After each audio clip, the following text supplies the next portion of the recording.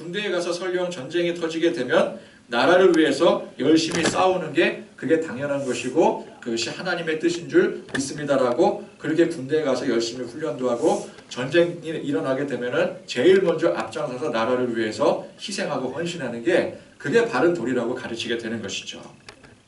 그러니까 율법을 지켜야 되느냐 말아야 되느냐 또 어떻게 적용하느냐의 문제에 앞서서 이 율법 정신을 어떻게 이해하느냐가 중요한 겁니다. 그러니까 율법에 살인하지 말라고 했으니 무조건 전쟁터도 나가면 안 되고 군대도 가면 안 된다. 이거는 뭐예요? 그냥 하라 하지 말라. 이게 기준이 된 거고 그럴지라도 우리는 나가서 나라를 위해서 이 민족을 위해서 희생해야 된다. 군대에 가야 된다. 열심히 훈련 받아야 된다. 이것은 율법 정신에 관한 내용이겠지요. 그럼 이 율법의 정신이 무엇이겠습니까? 하나님의 사랑과 하나님의 긍휼과 하나님의 은혜 이것이 율법의 정신인 것입니다. 그러나 이 율법의 정신을 그냥 이 율법을 하나님께서 우리에게 주셨으니까 그대로 지켜야 복받고 이거 못 지키면 벌받는다. 이렇게 율법 정신을 이해하면은 저는 전쟁터에 나가면은 살인할 수 없으니 군대 안 가겠다라고 버티는 그런 일들이 발생하게 되는 거예요. 그러니까 애매한 문제에 대해서 서로가 맞다 틀리다 싸우고 정죄하는 일이 벌어집니다. 성경 말씀에 이렇게 됐으니까 이렇게 해야 되고 이렇게 안 하면 안 돼. 그리고 자꾸만 그렇게 안 하는 사람들을 정죄하게 되는 거예요. 이게 바리새인들이 했던 일들이었습니다. 그러나 그것은 율법의 정신이 아닙니다. 율법으로 인해서 서로 싸우고 정죄하거나 시험하는 일이 벌어진다면 그것은 이미 율법 정신에 어긋나 있는 거예요. 가늠한 여인을 미워하며 사람들이 돌을 던지려고 합니다. 자, 율법의 조항에 의하면 이거 맞는 행위죠. 가늠한 여인은 어떻게 하라 그랬어요? 돌로 쳐 죽이라 그랬어요. 그러니까 그들은 그 법을 잘 지킨 겁니다. 그러나 율법 정신에는 어긋나는 거예요. 미워하고 정죄하는 게 율법의 정신이 아니기 때문에 그렇습니다. 그러면 아무리 명목상 법을 잘 지켰어도 하나님 보시기에는 그게 옳은 게 아닌 것이죠. 그러면 가늠한 여인이 있는데 하나님 말씀에는 돌을 던지라고 했는데 돌을 안 던지면 이거 어떻게 하는 거냐? 정말 돌을 던지라고 그 말씀을 주신 것이겠습니까? 그렇게 하지 말라. 그럴 정도로 이 죄악은 큰 것이다. 그리고 잘 보듬고 잘 가르치고 그렇게 하지 말도록 그렇게 만들어라. 그런 의미 아니겠어요? 서로 사랑하고 섬기고 희생하고 헌신하고 그 의미인데 그 의미를 알지 못하고 율법의 그 핵심을 알지 못하고 그냥 율법에 가늠한 여인은 돌을 던지라고 했으니까 그냥 무조건 저 여인을 비호하고 증오하고 정죄하고 돌 던지는 거. 그게 하나님 원래 그 뜻이 아니라는 거예요. 그러니까 명목상 법을 잘 지켰어도 그것은 하나님 보시기에 결코 옳은 게 아닙니다. 중요한 건 뭐예요? 하나님 보시기에 옳아야 되는 거예요. 하나님 보시기에 옳은 모습으로 이 율법을 해석을 해야 되는 거죠. 우리도 말씀을 이제 열심히 잘 지키면서 살다가 이 말씀을 또 잘 못 지키는 사람들이 있잖아요. 그러면 이제 말씀에 빗대어 우리가 쉽게 정죄를 합니다. 비판을 해요. 그러면 그동안 내가 잘 지키며 산 게 이게 다 부용지물이 돼버리는 거예요. 주의를 잘 지키며 사는 사람이 주의를 잘 안 지키는 사람 보고 주의 성수를 안 하니까 만약에 이제 그 사람이 어떤 이제 뭐 큰 문제를 당하거나 또 곤란한 일이 생겼어요. 그러면은 이제 이렇게 말하기 쉽죠. 거봐, 주일 성수 안 하니까 주일날 교회 안 나오니까 그런 일을 당하는 거야. 하나님 앞에 벌 받았어. 내가 그럴 줄 알았어. 기도하자. 앞으로 교회 열심히 나오자. 자기 생각에는 주일 성수를 안 했으니까 주일 성수를 하게 만든다고 그 얘기를 하는 거예요. 근데 그게 정죄가 되는 거죠. 그러면 그 사람이 여태껏 잘 지킨 행위가 그게 그 한 행위로 인해서 전부 다 소용없어지게 돼버리는 거예요. 주일 안 지키다가 봉변당한 사람보다 더 못하게 되는 겁니다. 자, 오늘 이 바리새인들이 예수님을 시험하러 들고 나온 문제는 이혼 문제였어요. 이 이혼 문제는 예나 지금이나 참 논란의 여지가 많은 문제입니다. 지금 이혼은 법적으로는 문제가 없어요. 그렇죠? 우리 현대사회에 있어서 이혼은 법적으로 허락이 되어 있는 겁니다. 그러니까 법적 절차만 잘 밟게 되면은 합법적으로 이혼을 할 수가 있어요. 근데 그렇다고 해서 이혼을 아무렇지도 않게 생각하는 사람은 별로 없을 겁니다. 뭐 사람들 중에는 뭐 이혼을 아무렇지도 않게 생각해서 그냥 뭐 밥 먹듯이 하는 사람도 있겠고, 그러면 또 이제 그것도 능력이라면 능력이라고 할 수도 있겠는데 우리는 그런 걸 능력이라고 사실은 말하지 않죠. 어떤 사람들은 그게 능력이라고 막 자랑하는 사람이 있어요. 내가 뭐 아내를 몇 명을 거느리고 내가 마음에 안 들면 헤어지면 되고 뭐 새 장가 가고 뭐 새 시집 가고 뭐 그런 거에 대해서 아무렇지도 않게 무분별하게 생각하는 사람이 본인은 그걸 능력이라고 생각할지 모르겠지만 보통 대부분의 사람들은 그걸 능력이라고 생각하지 않죠. 그러니까 대부분의 사람들은 이 이혼에 대해서 굉장히 무겁게 여깁니다. 법적으로는 아무런 문제가 없더라도 사회 통념적으로 볼 때는 그렇지 않기 때문에 그렇습니다. 그래서 이혼에 대해서 색안경 끼고 불편하게 보는 사람들도 많고 또 그걸 그렇게 보는 것에 대해서 비판하는 사람들도 많이 있습니다. 그러니까 아예 이 문제를 언급하는 것 자체를 껄끄럽게 생각하는 사람들도 많이 있어요. 설교도 마찬가지입니다. 설교하기에 참 껄끄러운 이 주제이거든요. 왜냐하면 우리 안에도 좀 경험이 있으신 분이 있고 또 그 관련된 또 직접적으로나 간접적으로나 관련된 사람들이 있기 때문에 이런 문제는 되도록이면 언급하지 않았으면 서로가 좋겠다 싶은 게 그게 인지상정인 거죠. 그러니까 저도 이 설교를 준비하는 데 있어서 매우 불편합니다. 그러나 성경 본문이 가는 대로 제가 설교를 하고 있기 때문에 이 본문은 이거는 좀 이렇게 불편하고 사람들 별로 이렇게 좋아하지 않을 주제인데 이건 넘어가자. 그러면 그것도 굉장히 인위적인 게 되는 거잖아요. 그래서 저는 이제 이 본문에 따라서 설교를 하되 그것이 어느 특정한 누군가를 지칭해서 하는 것이 아니라 성경 말씀 그대로를 해석해서 선포하는 것을 여러분들이 좀 이해를 해주셨으면 좋을 것 같습니다. 근데 아무래도 이게 불편한 문제예요. 사실 이건 누구나 다 불편한 문제인 것이죠. 그래도 불편하지만 하나님 말씀이기 때문에 들어야 된다라는 생각을 가지고 들으시면 좋겠어요. 그래서 사실 보면은 우리가 이제 뭐 결혼 이야기는 쉽게 분위기 좋게 할 수가 있어요. 그러나 이혼 이야기는 그렇지 않습니다. 그래서 상당히 부담스러운 면이 있는 것이죠. 그러면 우리도 그렇지만 예수님 당시에는 어땠겠는가? 그때는 더 했겠죠. 그때도 이 이혼 문제는 언급하는 것 자체가 굉장히 껄끄러운 일이었습니다. 지금보다 심하면 심했지 결코 덜하지 않았을 겁니다. 근데 이런 껄끄러운 문제를 가지고 상대방의 약점을 잡고 늘어지는 게 이게 바리새인들의 전형적인 수법이라는 것이죠. 이게 얼마나 그러니 악랄한 사람들입니까? 하나님의 신성한 말씀을 가지고 장난을 치고요. 또 사람들이 부담스러워하는 것으로 약점 잡고 늘어지려고 하고요. 그러니까 사랑과 자비가 넘쳐나시는 예수님조차도 이 바리새인들 비판하시고 꾸짖을 정도니 이 바리새인들이 얼마나 이 대단한 사람들입니까? 뭐 쉽게 말하면. 자, 일단 이 문제는 만약에 성경에 율법에 절대 이혼하지 말라라고 명시되어 있더라도 논란이 될 만한 문제입니다. 실생활에서 이 이혼이라는 것은 이게 없을 수가 없는데 어떤 사정이 되었건 율법에 만약에 절대 이혼하면 안 된다라고 명시가 되어 있다면은 그 이혼을 하게 되면은 그게 율법의 말씀에 의거하면 범죄가 되기 때문에 이게 문제가 되는 것이죠. 만약에 성경에 그렇게 되어 있다면은 유대인들의 법으로 절대 이혼 금지가 되었을 겁니다. 그러면 그 자체로 문제입니다. 과거에는 남성 우월 사회 아니겠습니까? 그러면은 여성들이 참 남성들에게 많은 피해를 보게 돼요. 그죠? 남편에게 억압받고 사는 여인이 평생을 그렇게 살아야 된다면은 이거는 어떤 의미에서 죽기보다 더한 고통이 될 것입니다. 또 상대적으로 덜하겠지만 남자들의 경우도 정말 그 소크라테스의 아내 그 유명한 악처잖아요. 그런 사람과 평생을 살아야 된다고 한다면 이것도 참 고통스러운 일이에요. 도무지 같이 살 수 없는 그런 상대나 그런 상태가 되었을 때도 불구하고 법이 그러하니 어쩔 수 없이 같이 살아야 되는 것 또한 이것도 고통이 되는 것이죠. 그렇게 되면 이제 그 사회에 어떤 일이 발생되겠습니까? 편법이 마구 성행하게 될 것입니다. 자, 그런데 성경 율법에는 그렇게 나와 있지 않아요. 절대 이혼하지 말라라고 명시되어 있지 않습니다. 신명기 24장 1절에 보면은 이혼을 인정을 하고 있어요. 자, 이 말씀에 보면은 사람이 아내를 맞이하여 데려온 후에 그에게 수치되는 일이 있음을 발견하고 그를 기뻐하지 아니하면 이혼 증서를 써서 그의 손에 주고 그를 자기 집에서 내보낼 것이요. 그러니까 여기에 분명히 이혼을 법적으로 명시하고 있는 거예요. 율법에서 명시하고 있습니다. 그러니까 우리가 이제 율법에는 당연히 이혼 금지겠지라고 생각할지 모르겠지만 율법에는 이혼을 허용을 하고 있어요. 물론 아무 때나 쉽게 할 수 있다라는 뜻은 아닙니다.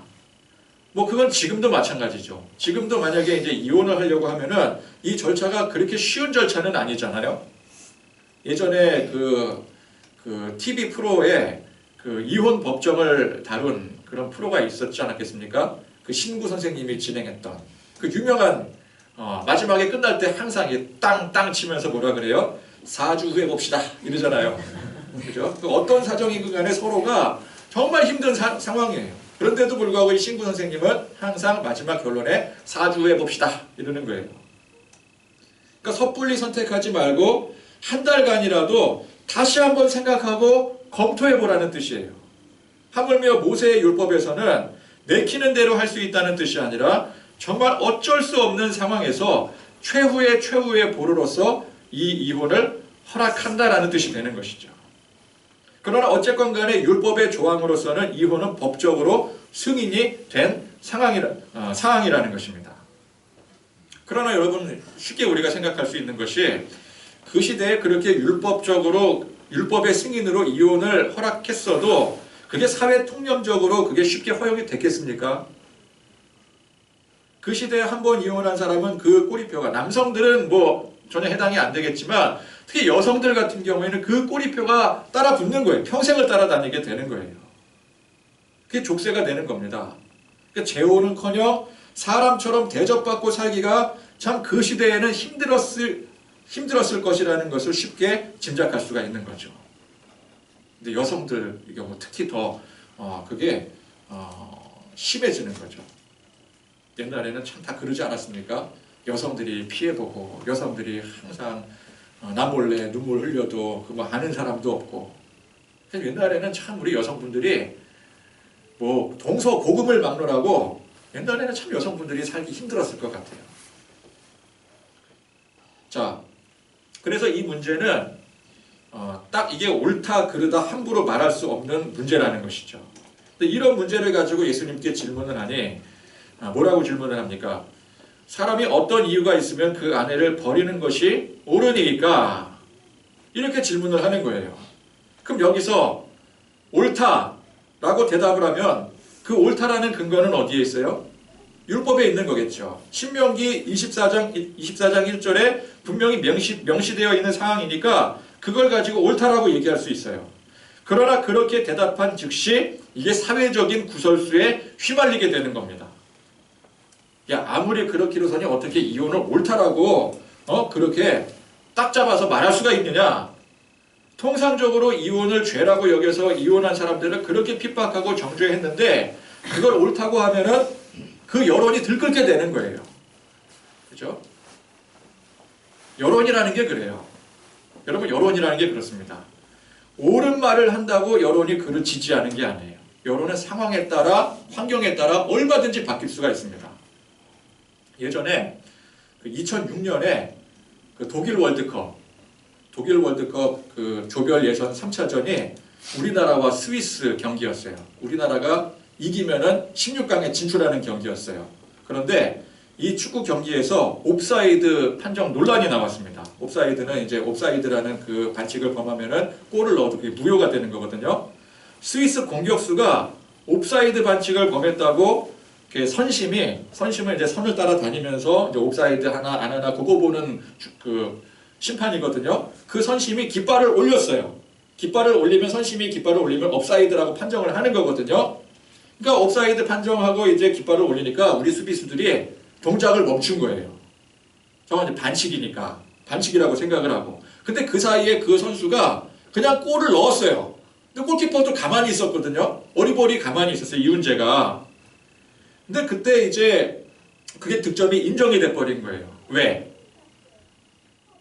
주심이 모든 판단 권한은 주심에게 있어요. 선심이 깃발을 들었어도 그걸 주심이 보고 휘슬을 불러서 옵사이드를 선언을 해야 그게 반칙이 선언이 되는 거예요. 근데 주심이 그걸 보고도 NO! 자기는 옵사이드가 아니라고 판단을 하고 휘슬을 안 부른 거예요. 근데 선수들은 선심이 깃발을 들었으니까 통상적으로 깃발을 들으면은 주심이 휘슬을 불게 돼 있거든요. 그걸 보고 동작을 멈추는 바람에 골을 먹히게 된 거죠.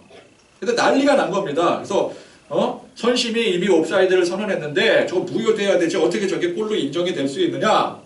근데 그때 한 방송사 해설자가 혼자 유일하게 상대방 스위스의 득점이 이게 분하지만 맞다고 이야기를 했어요. 이게 애매한 상황인데 그거를 이제 정확하게 분석을 하면은 그게 옵사이드가 아니었었어요.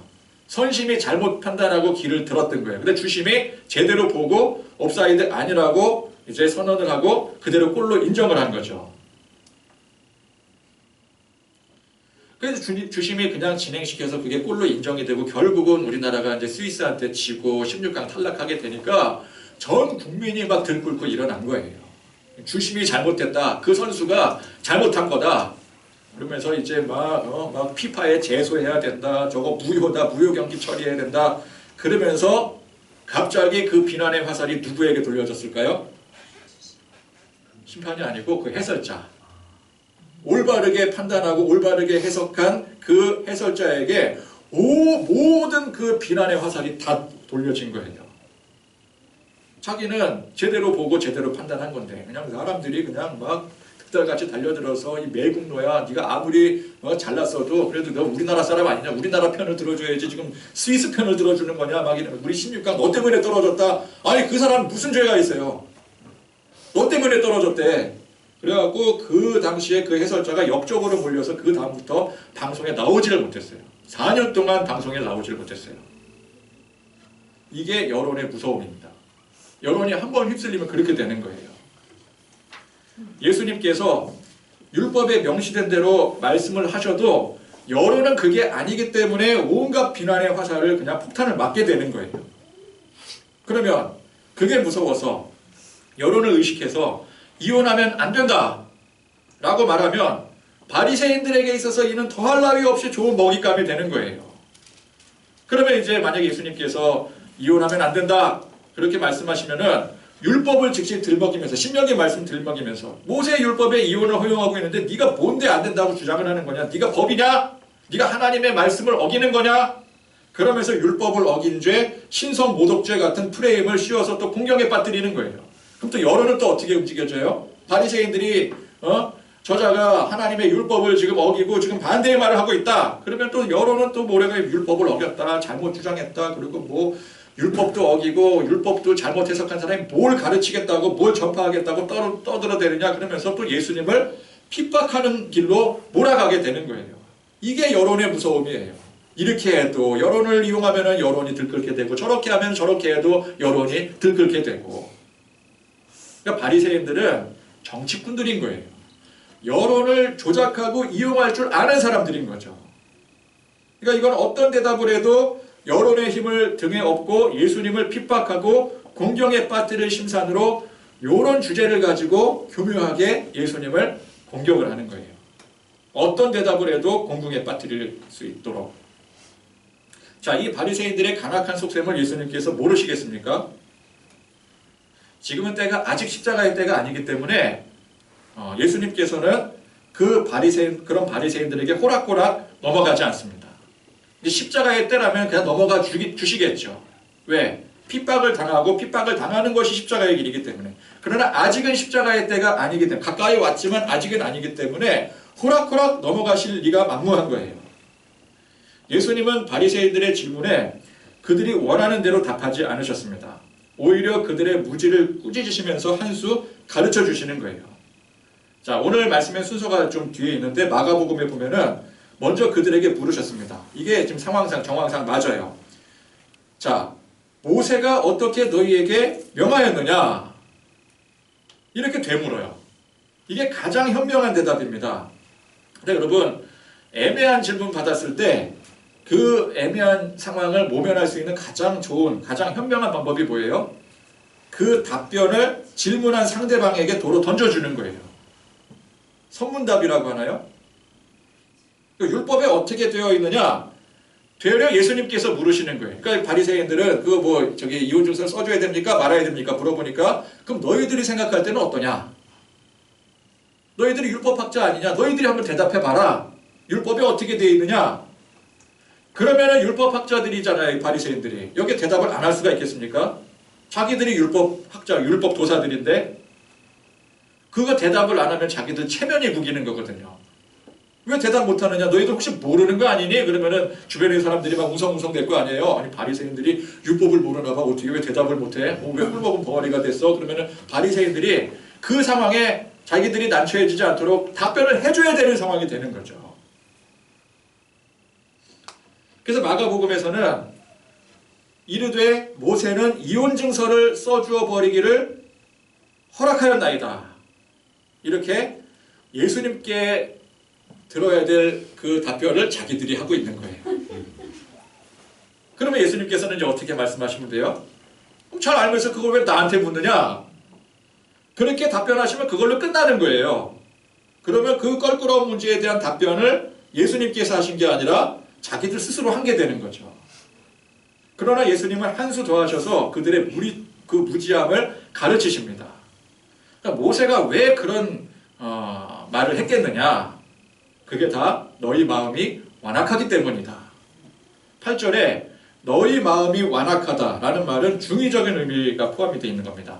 하나는 사람들이 워낙 악해서 모세가 그런 가르침을 줄 수밖에 없었다. 여기서 말하는 모세의 가르침은 하나님의 가르침, 하나님의 말씀이라고 우리가 해석을 해야 됩니다. 그거고 또 하나는 지금 이렇게 말도 안 되는 억지 부리는 너희들이 지금 완악하다. 그 뜻이 포함되어 있는 거예요. 그래서 예수님께서 왜 모세가 그런 이혼 증서를 허용했는지에 대해서 설명하시기를 자, 오늘 말씀에 원래는 하나님께서 창조 때에 사람을 남자와 여자로 지으셨습니다. 그래서 사람이 그 부모를 떠나서 그 둘이 한 몸이 되었습니다. 그러므로 하나님이 짝 지어주신 것을 사람이 나누지 못할지니라고 말씀하셨어요. 이게 창조 섭리입니다. 이게 중요한 포인트죠. 원래 이 부부관계라고 하는 것은 하나님께서 친히 정해주신 관계라는 거예요. 그러니까 이게 먼저 해석이 되어져야 된다는 것이죠. 사람이 각자 남자와 여자가 만나서 자기들 자의대로 결혼하는 것 같지만 사실은 천하 모든 만물은 모든 것이 하나님의 주관하에 있는 것입니다. 우리는 하나님의 이 섭리를 믿습니다. 그래서 우리가 각자 의지대로 사는 것 같아도 사실은 모든 것이 전부 다 하나님의 섭리 안에 있는 것이죠. 하나님은 이 결혼관계를 굉장히 중요하게 여기셔서 처음 사람 아담을 만드시고 바로 하와를 만드셔서 부부의 연을 맺게 하셨습니다. 그래서 결혼은 신성한 것입니다. 그러니까 예수를 안 믿는 사람들이라 할지라도 결혼을 쉽게 생각하지 않죠. 어떤 주례사를 들어봐도 결혼은 신성한 것으로 여기고 있습니다. 그렇죠? 결혼식에 주례를 하는데 주례사가 결혼을 별로 신성치 않은 걸로 여기고 주례를 한다면 그 주례사는 욕을 먹게 되어 있어요. 그 주례사는 항상 결혼을 신성한 것으로 선언을 합니다. 어디를 가도 그래요. 인류 역사에 보더라도 결혼은 신성한 것으로 여겨졌습니다. 그래서 결혼식은 항상 성대한 의식을 동반하게 됩니다. 간단하게 하지를 않아요. 그런데 그 신성한 결혼 관계가 쉽게 깨어지기도 합니다. 그러니까 쉽게 이루기도 하고 쉽게 깨어지기도 해요. 그 왜 그렇습니까? 오늘 예수님의 말씀에 인간의 마음이 완악하기 때문이래요. 이게 죄 때문이라는 겁니다. 누구나 결혼을 할 때는 그 관계를 신성하게 여기는데 동의를 합니다. 그래서 검은 머리가 팥뿌리가 되도록 저는 어렸을 때 이 말이 무슨 말인지 모르겠는 거예요. 뭐 주례사들마다 주례하시는 분들마다 검은 머리가 팥뿌리가 되도록 그러는데 머리가 왜 갑자기 팥뿌리가 되는 거야? 나중에 보니까 팥뿌리가 하얀색이라서 머리가 하얘질 때까지 그러니까 늙어 죽을 때까지 부부는 영원한 관계다. 뭐 그 의미 아니겠어요? 그래서 이제 검은 머리가 팥뿌리가 되도록 서로 사랑할 것을 서약을 합니다. 서약의 반지를 또 교환하는 것도 그런 의미가 있지 않겠어요? 그러니까 하나님을 믿지 않는 사람들도 그렇게 서약을 하는데 하물며 천지를 지으시고 모든 만물을 주장하시는 하나님 아래에 있는 우리는 하나님께서 그토록 중요하게 여기신 이 결혼이 이것이 얼마나 신성하고 위대한 하나님의 섭리인지를 어떻게 우리가 모를 수가 있겠습니까? 그런데 그 섭리를 깨는 게 누구예요? 그게 우리 인간이라는 거예요.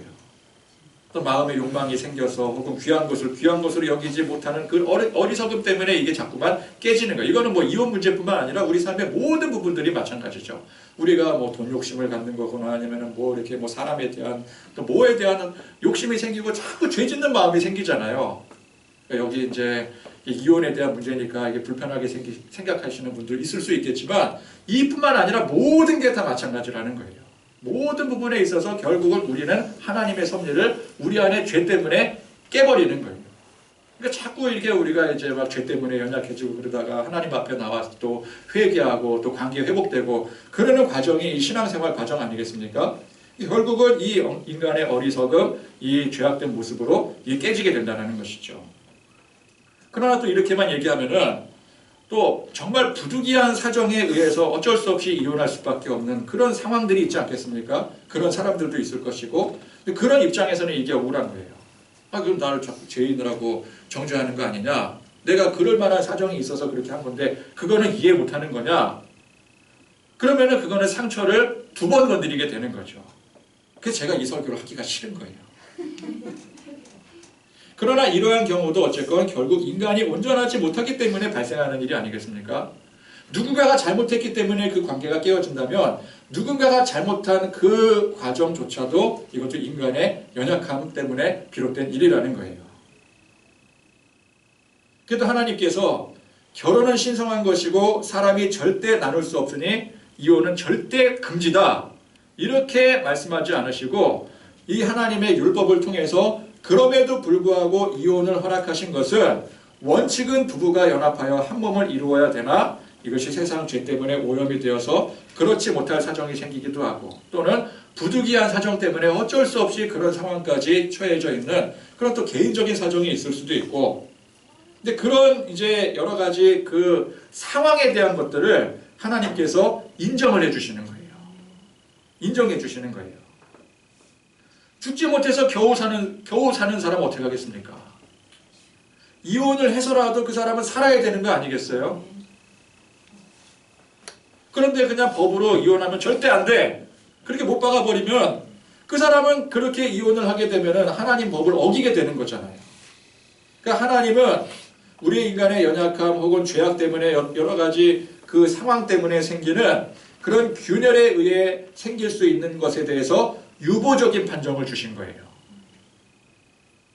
따라서 이혼이 법적으로 명시가 되어 있으나 그것이 당연히 할 수 있고 아무런 거리낌 없이 할 수 있다는 뜻이 아닙니다. 원칙은 뭐예요? 하나님이 맺어주신 것을 둘로 나눌 수 없다. 이게 원칙이 되는 거예요. 그러나 그 원칙에 유보적으로 예외로 적용될 수 있다. 인정해 줄 거는 인정해 준다. 그 뜻이기 때문에 인정해 줄 것에 대해서 우리가 포커스를 잡고 뭐 그래도 되는 거 아니냐. 그걸 쉽게 생각하면 안 된다라는 것이죠. 피치 못할 사정으로 이혼을 할 수는 있지만 이에 대해서 우리 사회가 굉장히 무겁게 생각하고 한 번, 2번 다시 생각하고 그래서 당장 판결 내리지 않고 사주해 봅시다. 그러는 거예요. 그러니까 믿지 않는 사람들도 그거를 자연스럽게 생각을 하는 겁니다. 그런데 요즘은 보면은 그런 질서들이 점점 허물어지고 있어요. 특히 요즘 젊은 세대들이 굉장히 심각한 사태 중에 하나가 이혼을 아주 쉽게 생각한다는 거죠. 또 그게 족쇄가 돼서 족쇄가 되는 게 싫어서 어차피 뭐 마음이 안 맞으면 뭐 헤어지는 건데 그럴 거면 뭐하러 결혼을 하느냐. 그래서 결혼을 아예 생각지도 않는다고 하고요. 결혼이나 이 이혼 문제를 무겁게 여기는 것이 구세대적인 발상이라고 합니다. 틀딱이라고 얘기를 해요.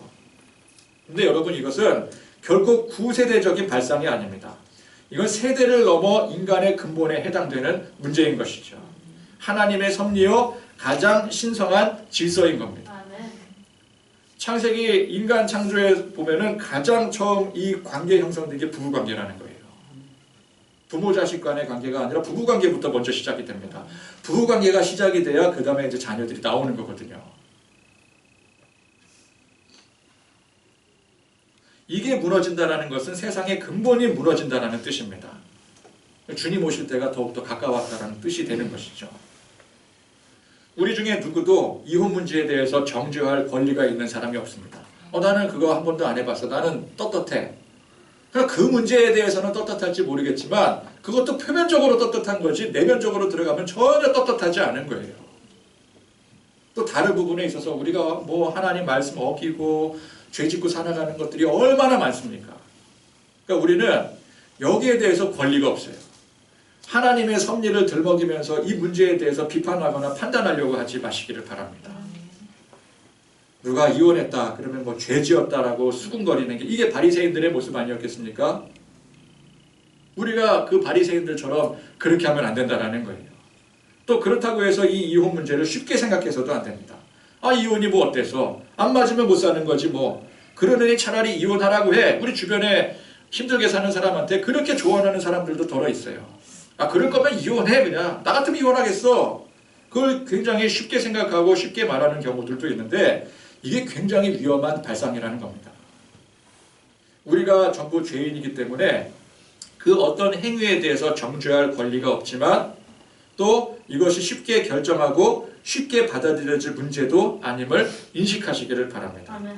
오늘 주제가 좀 무겁더라도 그것이 바로 오늘 주님께서 우리에게 가르쳐 주시는 가르침인 줄 믿습니다. 아멘. 그래서 우리가 정죄하고 비난하고 또 쉽게 생각하고 그러는 것이 아니라 무겁게 생각하기 때문에 정죄할 수 없고 또 우리가 서로 간의 관계에서 지금 현재 있는 관계에서 정말 하나님께서 맺어주신 관계로서 최선을 다하고 서로 사랑하는 그런 저와 여러분들이 되실 수 있기를 간절히 축원드립니다. 아멘. 찬양하겠습니다.